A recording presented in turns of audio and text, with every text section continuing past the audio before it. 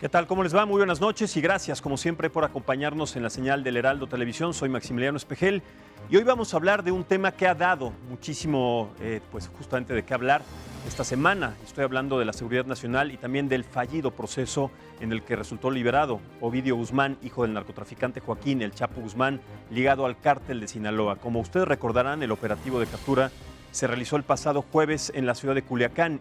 Y en reacción a esto, grupos armados salieron a las calles a confrontar a las autoridades equipados con armas de alto calibre y lanzacohetes. Además, retuvieron a varios elementos que después fueron liberados y de manera paralela se reportó una fuga de 49 reos en el penal de Aguaruto.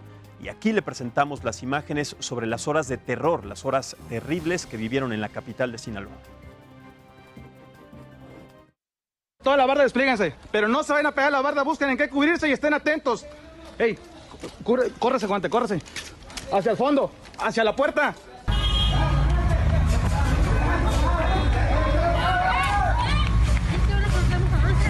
¡Corre! ¡Métanse aquí, métanse aquí! ¡Ayúdame con la niña!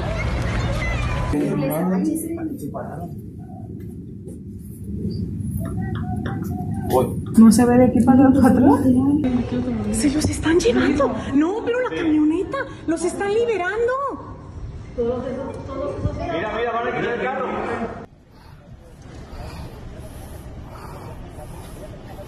Papá, ¿ya lo podemos parar? No, mi amor. ¡Dele!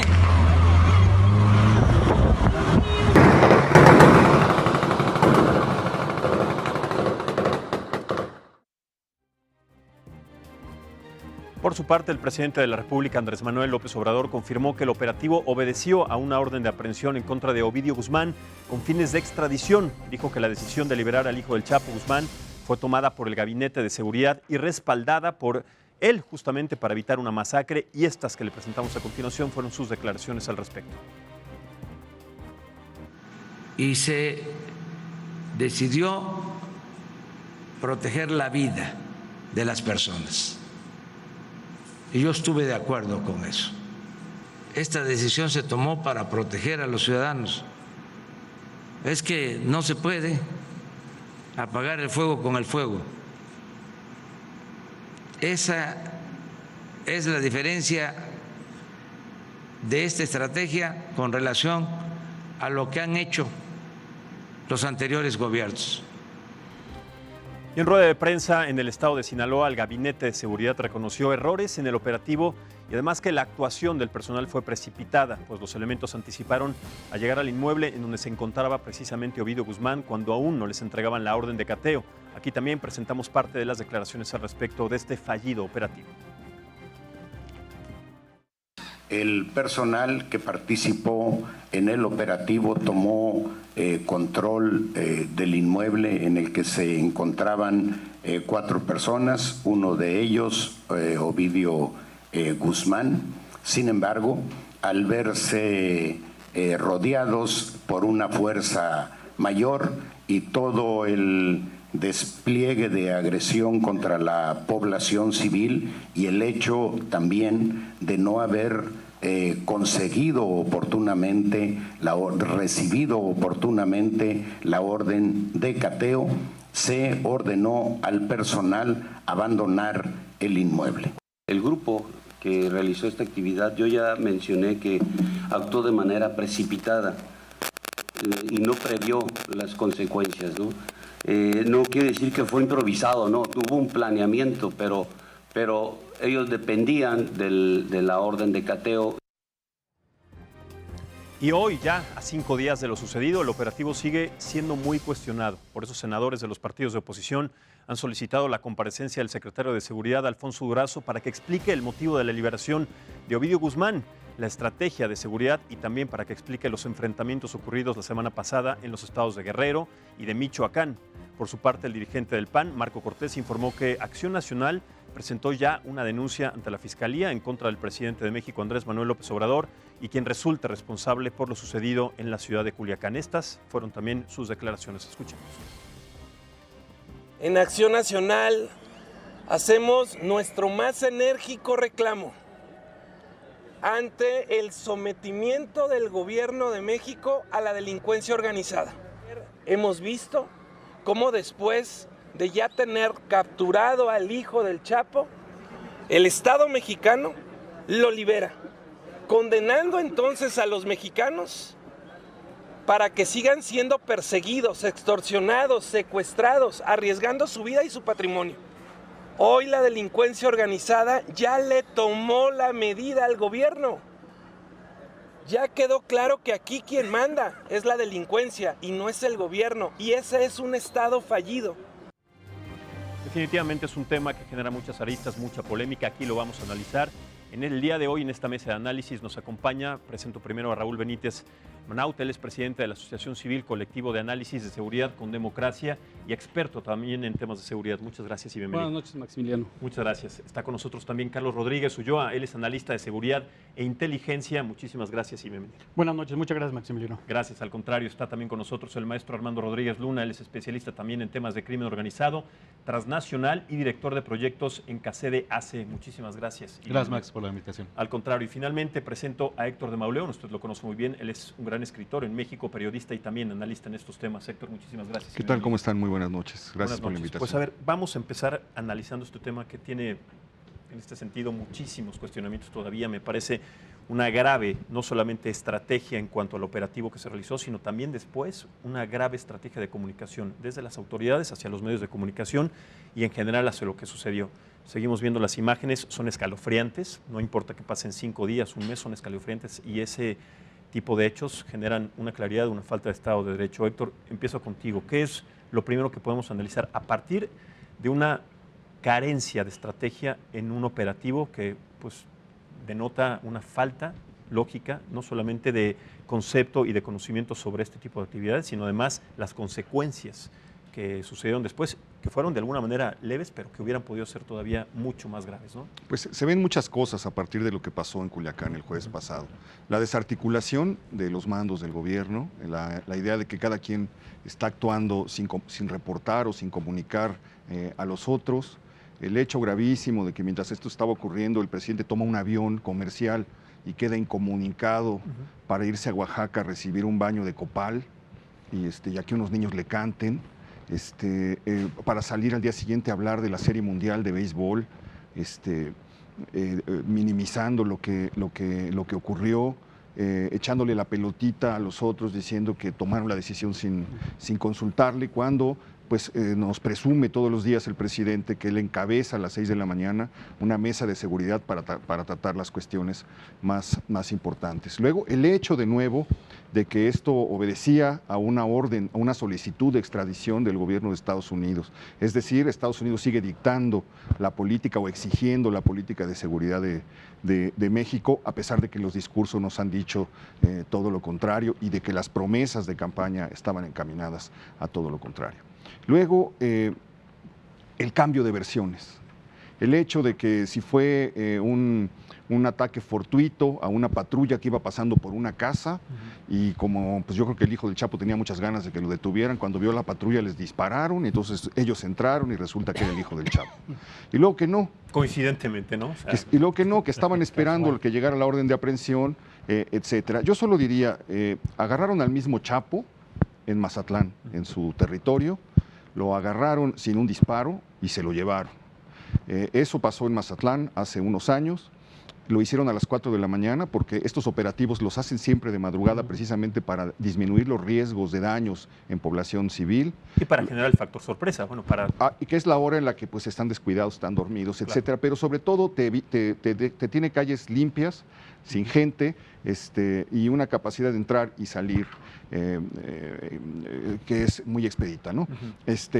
Eso no estuvo nada de eso y lo que siguió después es pues verdaderamente aterrador, porque pues yo no sé qué va a pasar la siguiente vez que intenten detener a Ovidio Guzmán, cuál va a ser la respuesta y también qué va a pasar si algún día se les ocurre detener al Mencho o a alguno de los grandes capos del narcotráfico que operan en México. La lección ya está dada y el camino es incierto. Veo que no hay una estrategia definida, veo que se salta de una cosa a otra, veo que se miente a la nación en cadena nacional.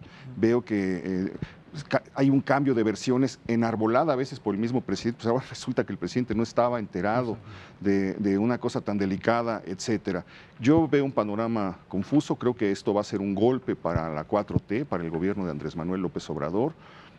Creo que tiene una gran popularidad y eso le va a dar un escudo todavía que probablemente le permita salir adelante de esto,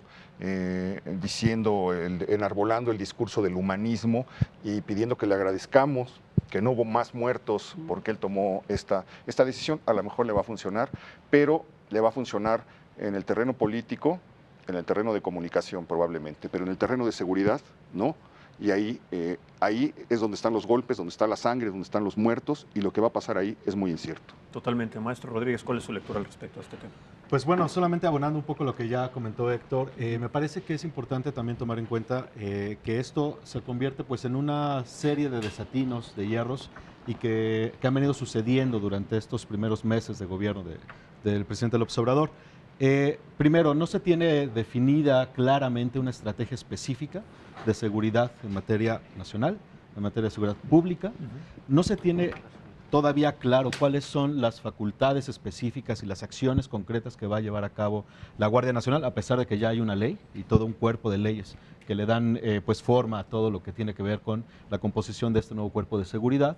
No tiene todavía claridad el gobierno federal acerca, o por lo menos no lo ha expresado públicamente, acerca de cómo es que va a articular los esfuerzos de materia de seguridad a nivel federal con los estatales y municipales. Correcto. Y durante todos estos meses hemos visto una serie de desatinos y de hierros, y quizá la semana anterior fue clave en este sentido. Vimos en primer lugar el tema de Michoacán, vimos después el tema en Guerrero, y posteriormente el tema en Sinaloa. En una misma semana, 3 eventos que dan cuenta de diferentes desatinos en la forma de implementar, desde un operativo para cumplimentar una orden judicial en el caso de Michoacán, una tibia forma de respuesta inadecuada en el caso de Guerrero, y por supuesto lo que ya hemos hablado muchísimo en el caso de Sinaloa, que tiene que ver con un operativo totalmente fracasado, mal diseñado, mal implementado, con una nula capacidad de respuesta durante los eventos, con una serie de hierros en materia de comunicación, como bien señalabas al principio, pero que al final de cuentas nos habla de que no se tiene un diagnóstico claro acerca de cuáles son las condiciones de seguridad en el país y particularmente cuál es la capacidad operativa y de fuego de la delincuencia organizada.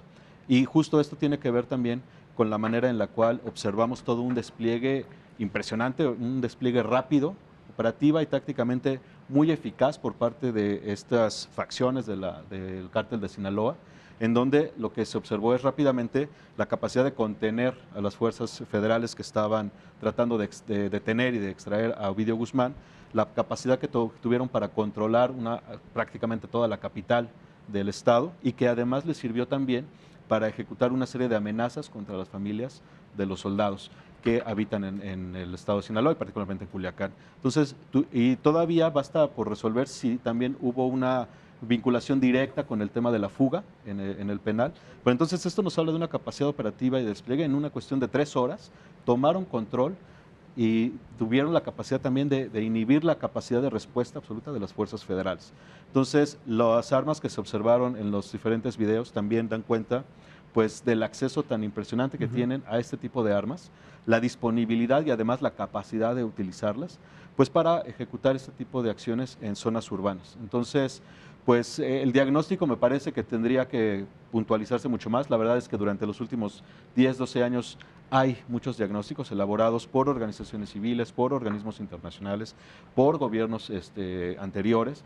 Entonces, la verdad es que hay muchos diagnósticos al respecto. Hay recomendaciones también concretas. Sin embargo, también desde el principio de este gobierno se ha observado que se evita recurrir a respuestas que ya están ahí planteadas porque se desechan bajo una lógica que todavía no se termina de entender cuál es la lógica en materia de seguridad del gobierno federal. Entonces, me parece que por ahí también tendríamos que puntualizar mucho. Totalmente, ya tocaremos el tema de Eduardo Arturo Balleres, que ahora es director del penal y que también hay una serie de implicaciones de acuerdo con las investigaciones sobre la fuga de estos 49 reos, de los cuales todavía hay 47, 46 prófugos y no se da tampoco esa comunicación de cómo va ese proceso de búsqueda y también de detención.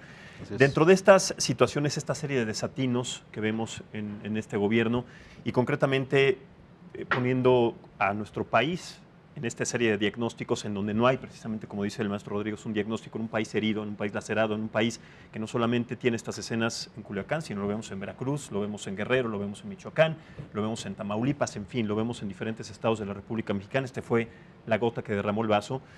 De alguna manera, Carlos, ¿qué consideras, y sobre todo tu experiencia de análisis de seguridad, qué consideras que fue, dentro de todas esta gravedad de estrategias, lo más grave de todo? La estrategia, la mala estrategia del operativo o la mala estrategia de comunicación, no solamente a la población, sino a los medios de comunicación, que somos los que tendríamos que darle justamente estas cuentas a partir de lo que decía el gobierno federal, y que a cada 5 o 10 minutos tenemos que cambiar la versión. No, es que ya no fue así, es que ahora es así, no, es que ahora es de esto.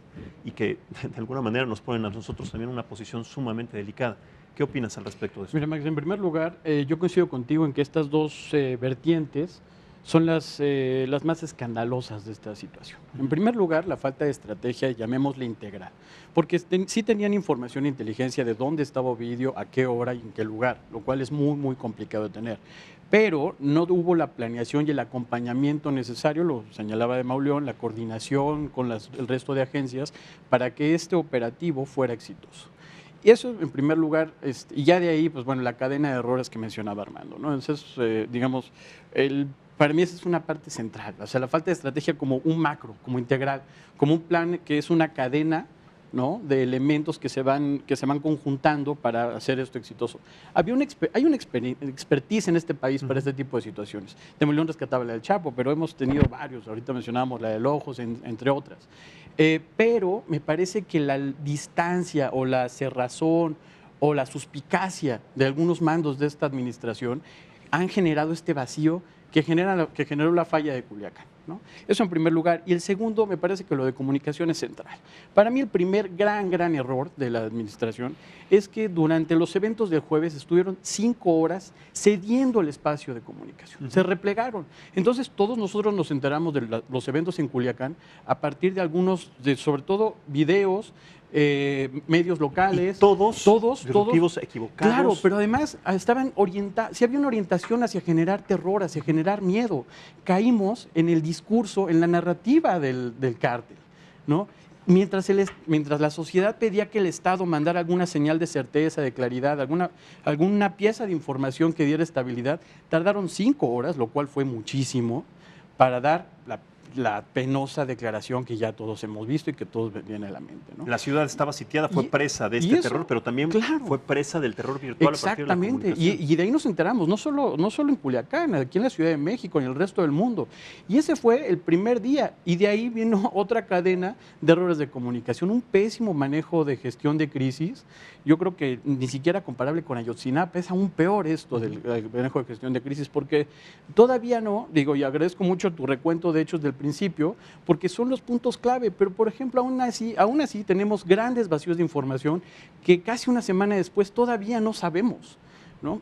Por ejemplo, hay un rumor donde dice que efectivamente capturaron a Iván Archibaldo y a Ovidio y que dejaron ir a Iván, y que Iván fue quien organizó todo este tinglado, ¿no? Entonces, ¿cómo desmentir estas versiones si estamos en un ambiente totalmente incierto? Totalmente. ¿Se acuerdan de Tlahuelilpan, de este hecho también terrible, en donde la falta de estrategia de comunicación no fue causado por una chispa, fue causado por los huachicoleros? No, en realidad no, fue una situación de descuido de todas estas personas. O sea, fue una cosa terrible a partir de la primera desgracia que vimos en esta administración. Desafortunadamente, estoy de acuerdo contigo, desafortunadamente estamos viendo un patrón, ¿no? Un patrón donde no hay un mensaje de comunicación clara que aclare los hechos con base en la verdad, sino más bien hay hechos ahí que se revuelven aún más con distintas versiones, y se espera que el cauce de comunicación vaya a través de presidencia o del presidente, y bueno, ya sabemos que es un mensaje muy limitado y que no da respuesta ni certeza a la población sobre estos acontecimientos. Totalmente. Raúl, en un país herido, enfermo, gravemente enfermo en cuestiones de seguridad, y en donde no hay un diagnóstico, ¿qué podemos esperar entonces en los siguientes meses? Porque esto, y tenemos que ser claros, no se va a detener ahí. Vamos a ver continuamente estas situaciones porque no se ha detenido, hay una falta de Estado de Derecho. En la mayoría de los estados, la policía municipal coludida, la policía estatal coludida con el crimen organizado. ¿Qué podemos entonces esperar en los temas de seguridad, cuando la bandera de la 4T primero era ir en contra de la corrupción y la impunidad. ¿No es esto un caso de impunidad, el hecho de actuar de esta manera? Bueno, absoluta. Tú le das una ciudad al grupo criminal más poderoso del país. Aquí el tema es el siguiente. ¿Estamos en guerra o no estamos en guerra? Para estar en guerra se necesita que uno la declare y actúe en consecuencia. El gobierno no quiere estar en guerra, pero el cartel de Sinaloa ha declarado la guerra. Entonces, ¿cómo le vas a responder diciendo que la mamá de Ovidio le va a decir, cálmate Ovidio, ya vete a cultivar flores a Badiraguato? Pues no. ¿Estamos en guerra o no? Sí estamos en guerra. El presidente en febrero dijo, se acabó la guerra contra el narcotráfico. Los de Sinaloa felices. Se llevaron todos los helicópteros de Sinaloa a Puebla, Veracruz, Hidalgo, Guanajuato y el Estado de México para el tema del robo de gasolina. Y dejaron sin helicópteros la guerra contra el narcotráfico. Pues si no hay helicópteros, no hay guerra contra el narcotráfico, así de fácil, ¿no? Luego, en este tema de capturas de grandes jefes del narcotráfico, que es una copia de la estrategia, por ejemplo, de la captura de Osama Bin Laden, la Marina tiene cuerpos especializados formados desde hace 15 años, la Infantería de Marina. La primera demostración de un operativo muy bien hecho fue la captura de Beltrán Leiva en Cuernavaca, hace ya casi 10 años. Fue magistral. Se tiene que usar helicóptero, porque tú tienes que sacarlo inmediatamente. Donde vayas a hacer el operativo, de día, de noche, a Beltrán lo agarraron a las 2 de la tarde, en un edificio donde vivía, un helicóptero arriba, se lo llevó por arriba. Tú no puedes trasladarlo por tierra en una ciudad como Culiacán, con tráfico, con semáforos, etcétera, y no hubo ningún helicóptero apoyando. Entonces, a nivel militar, el operativo estuvo muy mal diseñado. A nivel político, el operativo estuvo muy mal comunicado. Hay 6 versiones, del jueves al domingo, hay 6 versiones distintas, dadas por distintos personeros del gobierno, desde Durazo, el presidente, el secretario de la Defensa, etcétera, de lo que pasó. Por lo tanto, no sabemos qué pasó. Entonces, la sociedad civil, tú como periodista, nosotros como analistas, etcétera, pues le pide al gobierno, oye, dime qué pasó, para empezar. Claro. Para saber qué pasó, quién falló, quién hizo bien las cosas, quién hizo mal, etcétera.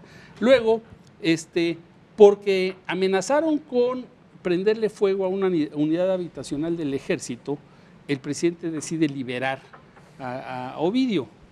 Bueno, eso es un hecho bastante complicado de interpretar. Como no estamos en guerra, los militares están muy desprotegidos en sus unidades habitacionales, pero no son los militares de alto rango los que viven ahí, son los soldados, los sargentos, viven con sus esposas, sus niños van a la escuela del barrio, etcétera, etcétera.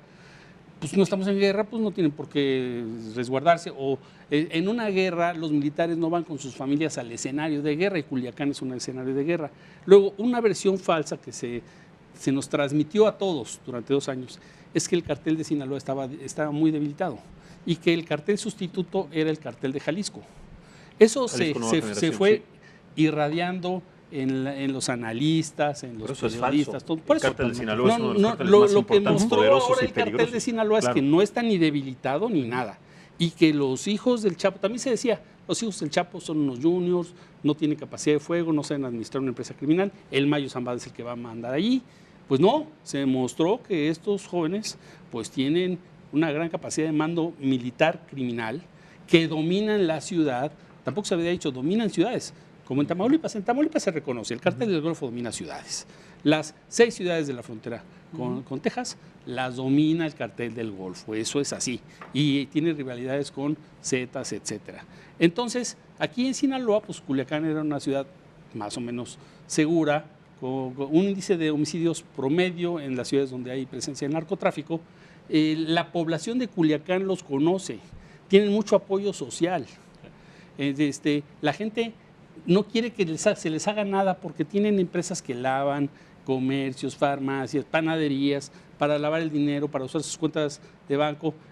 Por ejemplo, los vendedores de autos de lujo. Si tú vas del aeropuerto de Culiacán al centro, te encuentras las marcas más lujosas de automóviles en México, Maserati, Ferrari, BMW, Mazda, en la ruta del aeropuerto al centro de la ciudad. ¿Y quién los compra? ¿Qué? La Secretaría de Hacienda no sabe que eso se está comprando ahí con dinero de quién. ¿Los están comprando cultivadores de tomate o qué? Pues digo, son cosas obvias en la información que dispone el gobierno y no hacen nada para combatirlo. Luego, una falla de inteligencia muy grande. Pero lo que a mí más me molestó es que no usaran a la Marina, que es quien sabe hacer esto. Y se pusieron a experimentar con grupos que pues no, grupos tácticos que no supieron hacer bien esto y que no estaban teniendo el panorama informativo general de cómo sacarlo, cómo moverse en la ciudad, y eso generó el desastre que sucedió, y el saldo es, el cartel domina Culiacán. Y Sinaloa, pues por consecuencia, ¿no? Completamente. Si vemos un mapa de la República Mexicana, señores Héctor, es clarísimo que el cártel del Golfo sí domina de alguna manera territorialmente la parte norte-este de la República Mexicana, el cártel de Sinaloa la otra parte de alguna manera, pero ellos tienen justamente esta ventaja que es lo que quieren dominar sobre la costa, porque ahora sabemos que las drogas más importantes y que además tienen mucho más éxito son las drogas sintéticas, y no tanto la marihuana, sino el negocio está ahí, ¿no? Ese es otro problema, Maximiliano. En toda la prensa nacional estamos viendo páginas pagadas por el gobierno de cuidado con el cristal, cuidado con la cocaína, cuidado con las metanfetaminas. Eso quiere decir que el gobierno sabe que está aumentando el consumo muy rápidamente. Totalmente. Pero no hay ninguna encuesta de consumo. No sabemos quién lo está consumiendo, qué jóvenes lo está consumiendo. Y pensamos que verdaderamente quienes consumen la mayor parte son los Estados Unidos, que es justamente por donde pasa esto. Pero si el gobierno está gastando ese dineral, porque es un dineral, dime cuánto cuesta una página completa durante 15 días en Reforma, en el Excelsior, en el Heraldo, en todos los periódicos, en el Proceso, en este y en el otro, es por algo. Pues no van y hacen una encuesta. Hacer encuestas en este país es fácil. El INEGI tiene a los expertos disponibles. En una semana te la levantan y ya tendrás un panorama. Pues no quieren hacerla. Entonces, pues claro, la sociedad no sabe qué está pasando. La gente no sabe que sus hijos están exponiéndose en las calles, afuera de las secundarias, afuera de las preparatorias. Pero los periódicos sí sacan eso, el radio, etcétera, ¿no? Entonces, pues estamos desinformados. Hay que pedir al gobierno que nos informe las cosas, desde el consumo hasta qué pasó en Michoacán. Y ahora, la parte buena, pues la parte buena es que hoy hubo un operativo en Tepito muy limpio, donde participó la Marina, la Policía del Distrito Federal, la Fiscalía, que no hubo muertos, ni no se replicó lo que pasó en Culiacán. Bueno, si se planean las cosas, pues podría salir bien este tipo de operativos. Pero hay que reconocer que hay una guerra, ¿eh? O sea, definitivamente. Porque ya si te la declaran no te puedes abstener como gobierno, no puedes decir, no, es que yo no quiero guerra, me van a solucionar el problema de estos muchachos, su mamá y sus abuelitas, pues no.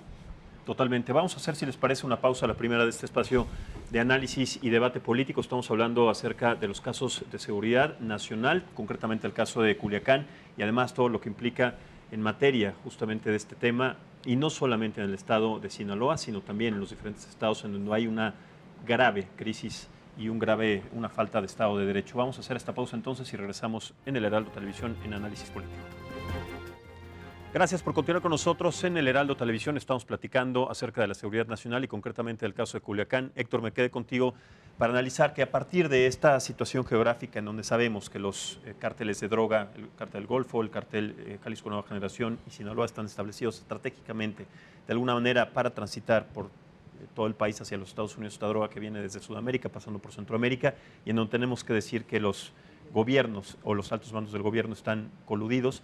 También si pensamos que si el Chapo está detenido o si se hubiera detenido a Ovidio Guzmán, que se le corta una cabeza a un monstruo de 10,000 cabezas que no tiene rostro, no podemos pensar tampoco que con eso se termina una situación de inseguridad en nuestro país. Son cárteles y organizaciones criminales que van mucho más allá de la detención de un solo personaje. ¿Cómo podemos establecer entonces que esto puede ser más que una llamada de petate, algo importante cuando en realidad no lo es, ¿no? Sí, bueno, varias cosas. Efectivamente, está demostrado que el descabezamiento de los grupos criminales lo único que hace es desatar la violencia y provocar un efecto de escisión de los grupos y de arribo a la dirección o al mando, a los puestos de mando de personas que no están, digamos, tan capacitadas como lo que habían sido los viejos capos y que, por lo tanto, su cadena de importación es más eficiente y, por lo tanto, extraen rentas golpeando a la gente que tienen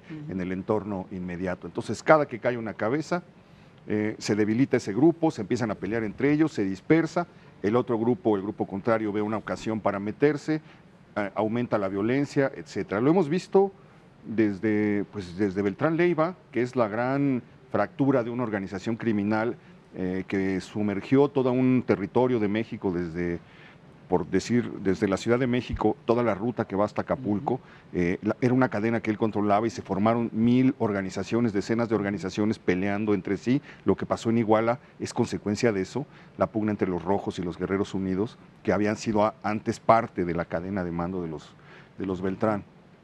Entonces, esta estrategia por sí sola no resuelve absolutamente nada. Sí se ha logrado desarticular a personas muy peligrosas como el Z40 y su hermano el Z42, que eran unos enfermos mentales y que el simple hecho de que anduvieran en la calle era ya un peligro para la gente.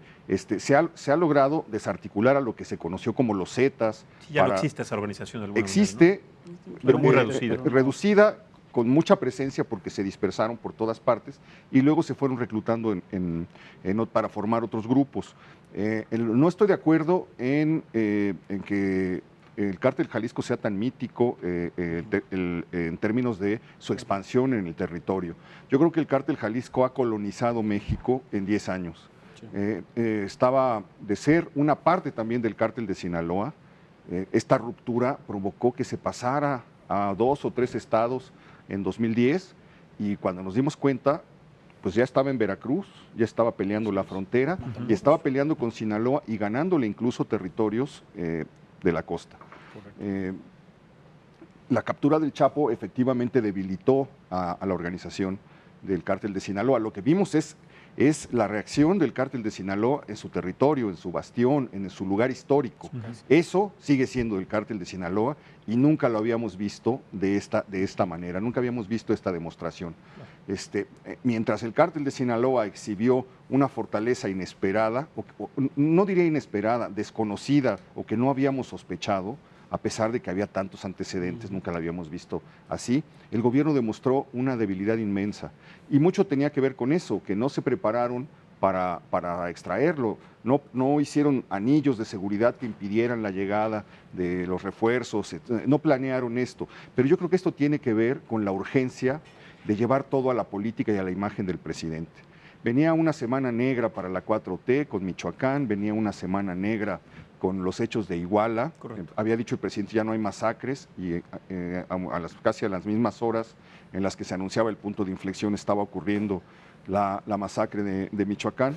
Se había dicho que se había reducido el índice de letalidad del ejército y estaba ocurriendo en ese momento prácticamente lo de Iguala, en el que el ejército pues acribilló a 14 personas, todavía no queda claro qué pasó, 14 miembros de un grupo criminal presuntamente, y probablemente también, y había la necesidad de darle una respuesta política a esto. Entonces, yo creo que es mucho de la urgencia de precipitar el operativo, fue por eso, para siempre estar buscando cómo sacar a flote la imagen del presidente. Y el otro problema que veo, que quedó ya muy claro en esto, es que ese es el problema de tener una sola voz.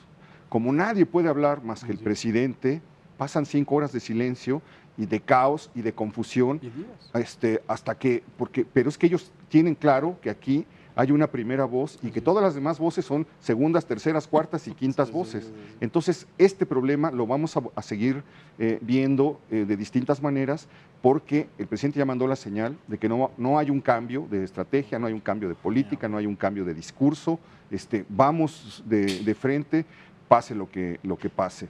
Es el estreno de la Guardia Nacional. Yo creo que él quería anotarle a su Guardia Nacional la primera detención destacada.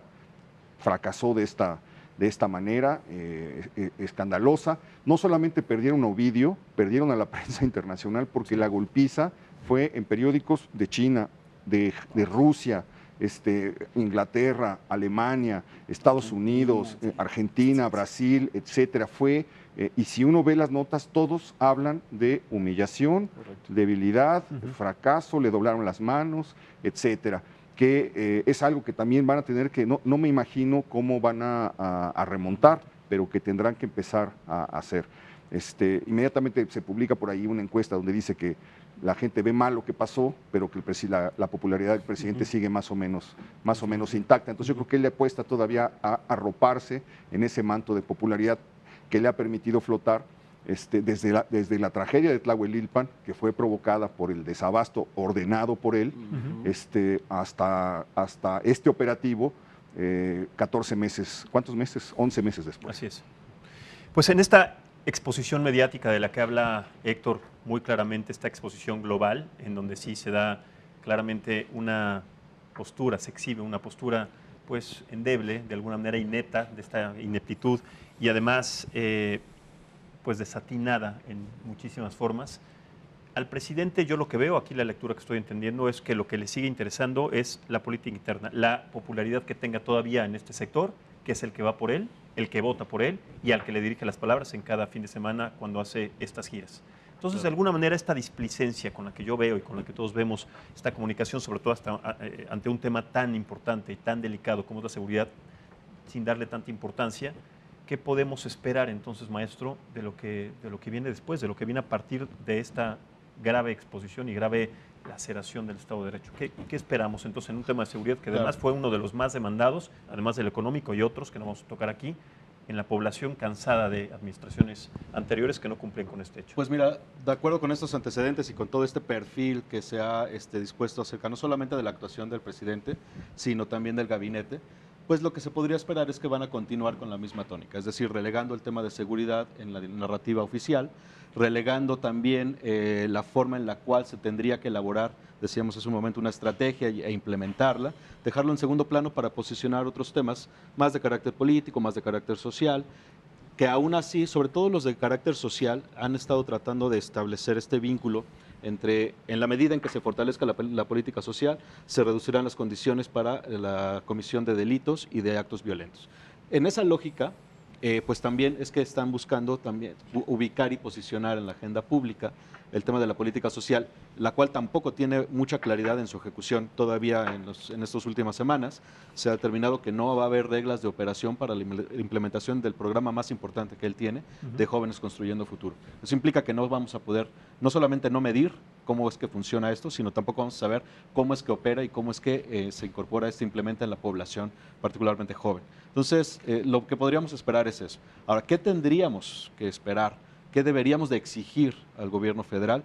Me parece que por una parte es justo una claridad en cuanto a la estrategia y que en esta estrategia se debe de incorporar, sí, el tema social, sí, el tema de la corrupción, sí, el tema de la implementación de políticas de seguridad, pero una articulación de las políticas, una vinculación particularmente de las instituciones que permitan entonces implementar diferentes acciones, unas de inteligencia financiera, inteligencia criminal, por supuesto la que está más activa ahora es la inteligencia política, otra vez, a pesar de que trataba de desmantelar el CISEN para evitar esta lógica. Implementar también particularmente investigaciones judiciales y esto implica fortalecer de manera concreta a la Fiscalía y fortalecer las capacidades de investigación judicial en el país. Ya sabemos cuáles son los niveles e índices de impunidad, que de acuerdo al último ENVIPE es arriba del 93%, y que además en este caso tendríamos que fortalecer las capacidades de investigación en todos los niveles, tanto para la delincuencia organizada como para la delincuencia común. Y esto también implica que tendrías que fortalecer las áreas de seguridad, tanto a nivel seguridad pública en los municipios y en los estados, y repensar esta construcción institucional de la instancia de policíaca a nivel federal. La Guardia Nacional, decía hace un momento, no tiene todavía una claridad orgánica y operativa, a pesar de que decíamos ya está el cuerpo de leyes. Y capacitación, más allá de los miles de miembros que se están reclutando. Se evidenció durante semanas el tipo de capacitación que se les dio, las condiciones en las cuales se les estaba dando esa pseudocapacitación, que tampoco nadie, y no es posible transparentar cómo es que se ha dado esa capacitación, qué temas, quiénes están impartiéndola, en fin. Me parece donde que este grupo fuerte, de alguna manera, al que podemos contar que es la Policía Federal, pues sigue en discrepancia con las autoridades y siguen sin adaptarse o sin incluirse en la Guardia Nacional. Es otro problema. Pues también. mira, hay que tomar en cuenta que tiene todavía encima un problema con ex policías federales, altamente capacitados y que además están demandando cosas muy específicas en términos contractuales, pero que sin embargo es personal que no tiene a disposición para esto y que no sabemos en dónde pueden parar estos policías. La verdad es que sabemos que la Policía Federal tenía todas y cada una de las deficiencias y demás que se le puedan achacar, pero también tenía muchas virtudes, se había construido muchas capacidades al interior de este cuerpo policíaco y uno de esos es que también se había construido una capacidad institucional, de lealtad institucional. Entonces, son muchas cosas que hay que recuperar de la Policía Federal y que francamente eso es una de las cuestiones que también se tendría que demandar. Solamente, repito, una estrategia articulada en diferentes ámbitos que realmente posicione al país en una lógica de contener las condiciones de inseguridad, que son diversas, que son amplias, que territorialmente también son un reto y un desafío y que se requiere claridad en el posicionamiento en este tema. Totalmente, maestro. Ahora en el tema de la oposición y el papel que juega la oposición en este sentido, Marco Cortés, el dirigente nacional del PAN, está exigiendo la comparecencia de Alfonso Durazo ante estos hechos para que dé explicación, pero de alguna manera yo tampoco veo un papel importante dentro de la oposición para generar partidos y una ventaja y tratar de establecer una estrategia, porque nunca la han establecido. Bueno, a partir del primer día de esta nueva administración no han establecido ninguna parte de la oposición una estrategia para tratar de minimizar un poco la popularidad de una 4T que de alguna manera ha hecho todo mal en cuestiones de seguridad, de economía, de programas sociales, en fin, ¿no? Mira, Maximiliano, el tema de la estrategia es una cosa muy complicada. Fracasó la estrategia de Calderón y Peña, a mí no me queda la menor duda, por la espiral de violencia que se desató, lo que señala Héctor, la irradiación geográfica de los grupos criminales, incluso no solo es geográfica, sino sectorial. O sea, cuando los Zetas se golpearon como grupo narcotraficante, no lograron quitarle al cartel del Golfo el negocio, se metieron a extorsionar, a secuestrar, a traficar migrantes, etcétera. Son multipropósito criminal. O sea, empezaron a abrir empresas criminales por todos lados. Y los americanos ya no les dan inteligencia a los Zetas porque les importa poco que secuestren personas. A Estados Unidos solo les importan las drogas. Entonces, fracasó la estrategia de Calderón y Peña. Fracasó la primera estrategia del presidente López Obrador. Yo creo que el jueves es el punto de inflexión de que no puede seguir hablando de que no hay guerra, de que somos hermanos, de que ya no va a haber violencia y liberando criminales de ese tamaño. Pues no se puede. Hay que construir una tercera estrategia con segmentos de la primera, con segmentos de la segunda, porque el presidente también tiene razón en algunos postulados como la prevención, lo de darle empleo a los jóvenes y todo eso. Pero en este sentido, como dice Héctor, como es lo que dice el presidente y nadie más tiene razón. Pero es que ahí hay un problema.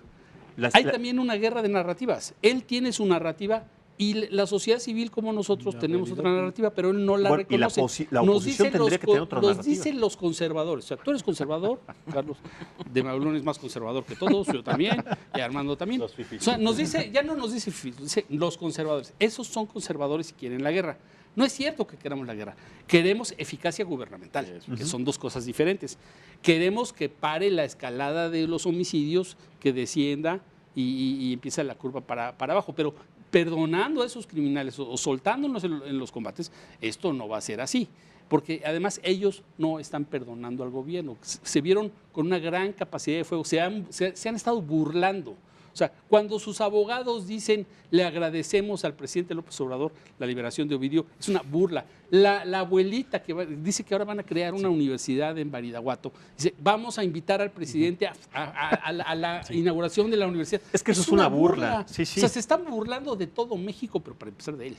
Entonces, él en vez de sumar a lo que él ahorita llama los conservadores y hacer mesas de discusión, mesas de diálogo, que ayude la sociedad civil, la sociedad civil informada, la prensa, los académicos, los analistas, a diseñar algo posible, está negando ese diálogo, porque vivimos en una democracia y tiene que tomarse en cuenta este sector. Si no viviéramos en una democracia, pues no importaría. No sé qué tiene que pasar para que ocurra esto, la verdad. Pues otro culiacanazo. No, yo creo, mira, creo que el secretario de Seguridad Pública está anulado, renunció, ya.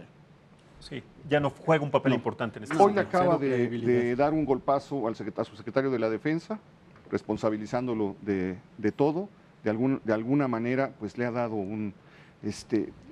y creo que es una estrategia que el presidente ha seguido a lo largo de toda su carrera, poner escudos para que ellos reciban y él pueda seguir avanzando. Entonces, no veo qué puede pasar para que acepte, rectificar, corregir, enarbolar otro discurso. Él, amparado, cobijado en la superioridad moral, no necesita transparencia. Dice que la transparencia es un invento de los conservadores y que costó $1,000 millones de pesos al año ese invento. Y lo dice cada que tiene ocasión o cada que se toca el tema. Entonces, no veo un cambio de señales, no veo una intención de rectificar.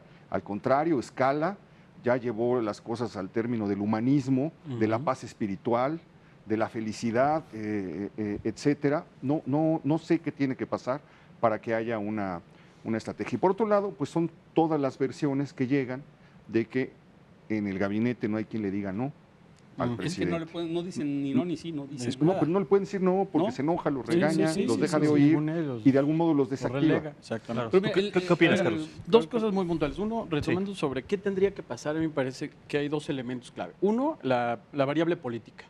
Hasta que no sienta una derrota política, y la más próxima es el 2021, veremos si la oposición logra articular. Yo también lo veo complicado. Pero es lo que yo tenemos no hay tiempo una estrategia en la tiempo oposición para de alguna manera para eso. Y la otra variable es la realidad, ¿no? Me parece que en la realidad vamos a ver cada vez eventos más estruendosos, ¿no? Porque las señales están clarísimas. O sea, Culiacán es el último evento, pero hemos visto un patrón, o sea, Michoacán, Guerrero, Tamaulipas, Guanajuato, Jalisco. O sea, hay como todo un patrón de comportamiento en el cual el mensaje oficial es manos libres.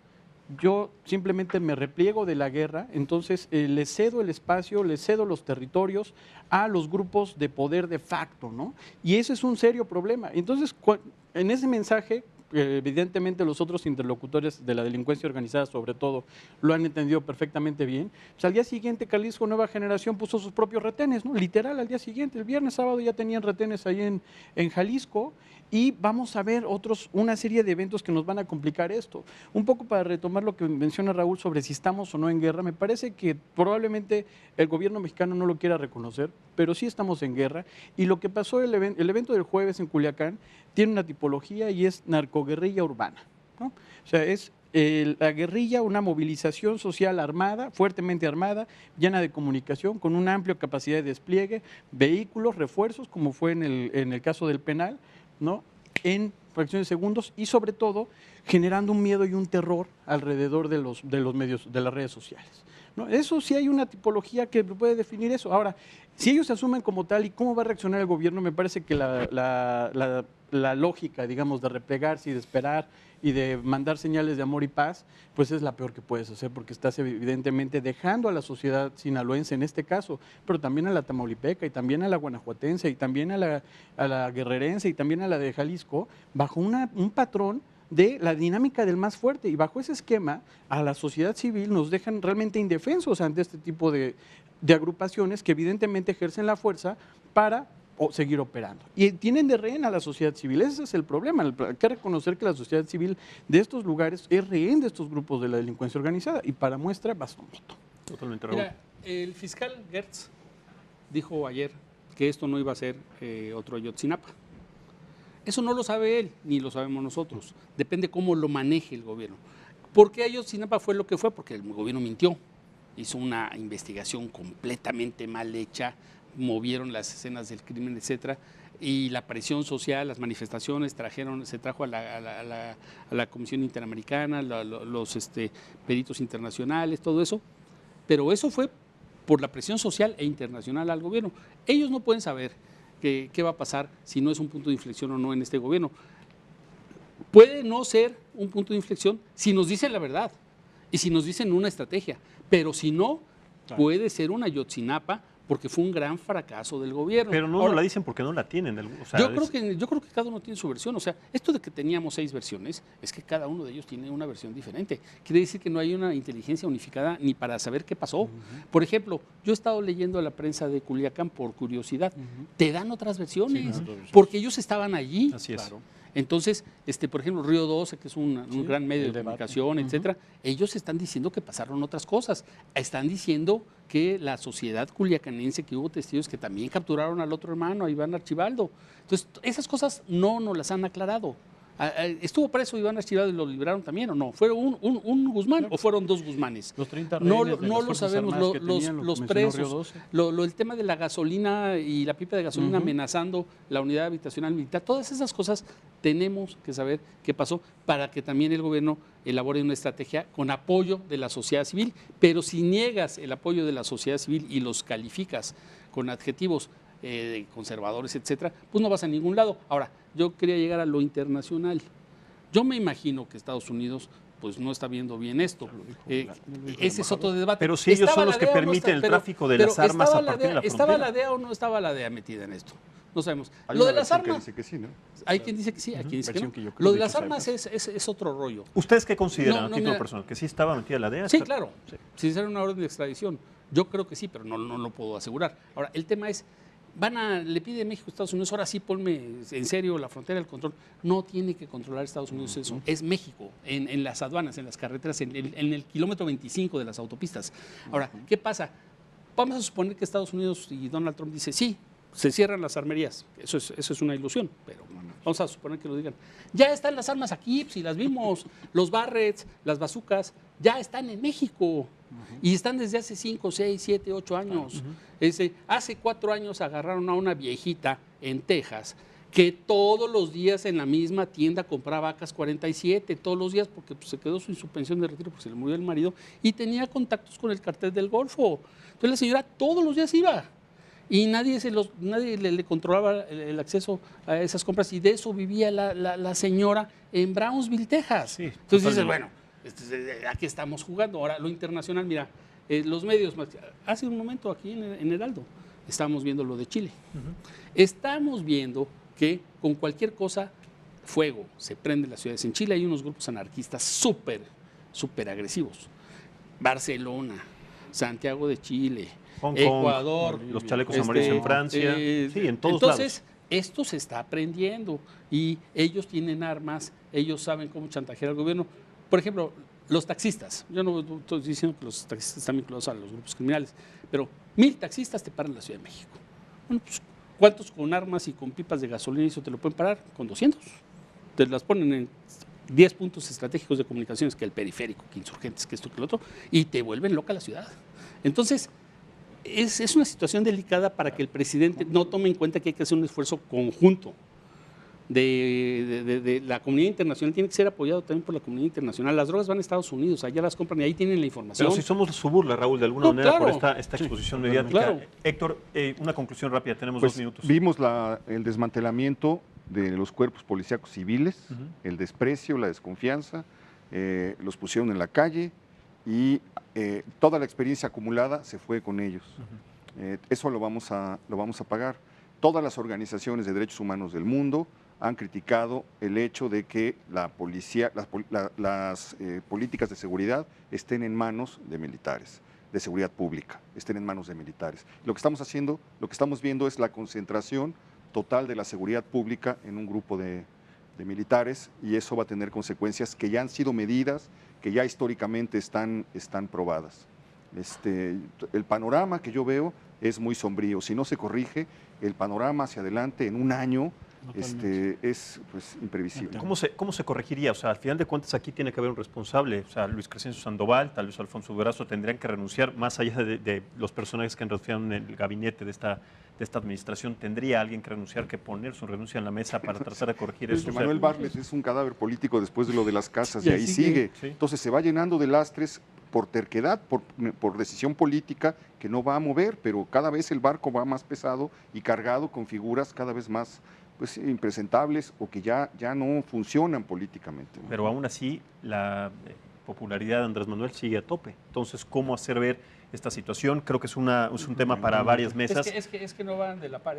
En Venezuela la criminalidad se fue rapidísimo para arriba y la popularidad de Hugo Chávez estaba, pero a todo lo que daba. Sí, es un tema no van de la par. Se puede estar descomponiendo el país y puede haber un caudillo. Pero aquí es la exigencia de seguridad es la principal en México, ¿no? Pero es un tema que da para muchas mesas. Yo los invito para que sigamos dándole continuidad a este asunto, porque vamos a seguir viendo exposiciones, desafortunadamente, sobre estas situaciones.